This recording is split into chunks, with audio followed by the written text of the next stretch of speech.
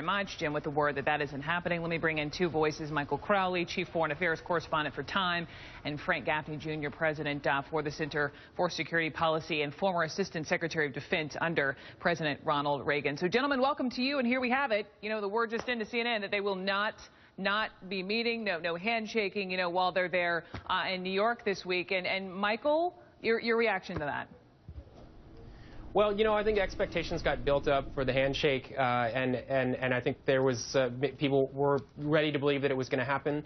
It's not, but it was going to be really complicated. Just the pure logistics of getting the two guys in the same room at the same time. I think they would have liked to have done it without a lot of press around to make sure that there were no awkwardness. There was no awkwardness or weird photo ops. So finding that moment where you can thread that needle, and then you have little problems like alcohol being served at the lunch, becomes almost insurmountable. But the last thing I would say is that was not going to be the substantive thing that would happen. It will happen when John Kerry sits down with the P5+1 nuclear negotiators, and the Iranian foreign minister and nuclear negotiators, Arif, will be there, and that's when they can really talk some turkey. A simple handshake would have been purely symbolic today. So the needle will be threaded, as you point out, though. There does appear to be some sort of breakthrough. But Frank, reading your piece in the Washington Times in your first graph about this metaphor, evoking Charlie Brown and Lucy with, Barack Obama and Rouhani, do me a favor and explain where you were going with that?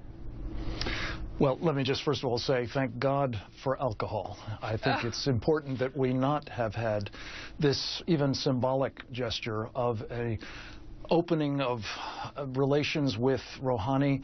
This is a man, after all, who is presiding over a regime that is still engaged in terrorism, still engaged in various acts of subversion, including in our own hemisphere, still engaged in efforts to build and proliferate chemical weapons, biological weapons, even nuclear weapons.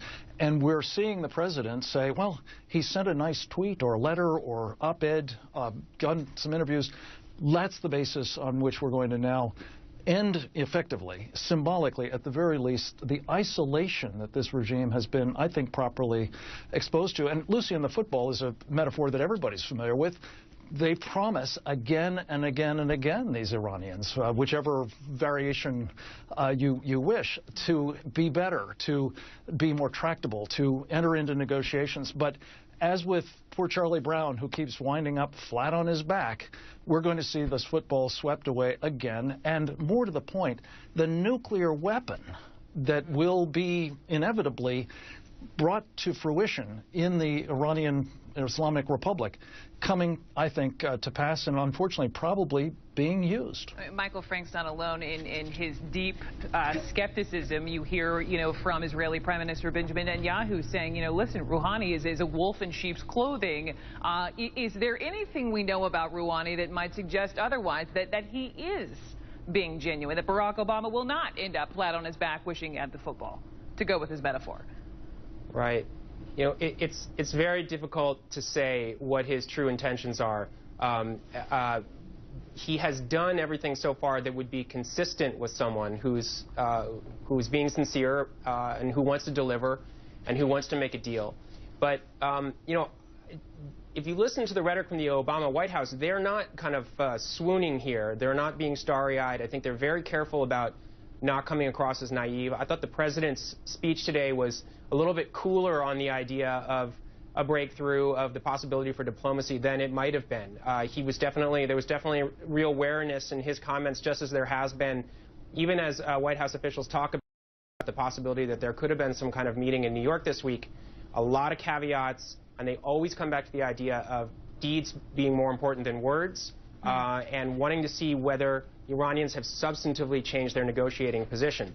So I think that just remains to be seen. No, I think on that point, Frank, you get the last question, which is, talk about words versus deeds. What is it that what is it that the president of Iran here would need to do to perhaps change your view? Not rhetoric, not promises, but what actions would you need to see for U.S., for the administration to be able to trust him?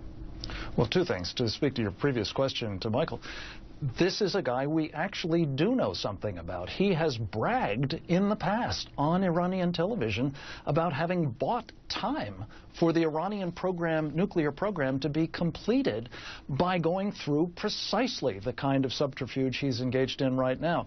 What would it take to make a difference? Well, I'm a little reluctant about getting into the John Kerry mode about Syrian chemical weapons, but let me just say, if he were to actually rip up by the roots this nuclear weapons program, and that's what it is. I mean, only the most fatuous and naive believe this is still just about peaceful nuclear energy. The centrifuges, the secret facilities in which many of them, I believe, are housed, the plutonium program, on and on, the ballistic missile program, the sorts of things, sarin gas, Reza Khalili talked about in a piece yesterday, that is actually being produced by the Iranian regime. All of these things are the sorts of things that would be tangible manifestations of a real change. The problem is Rouhani doesn't run the Iranian Republic. The supreme leader does, and unless Khamenei says something different, we're going to see more of the same, more of the bait and switch, more of the Charlie and the football from Rouhani. Frank Gaffney, Michael Crowley, thanks to both of you.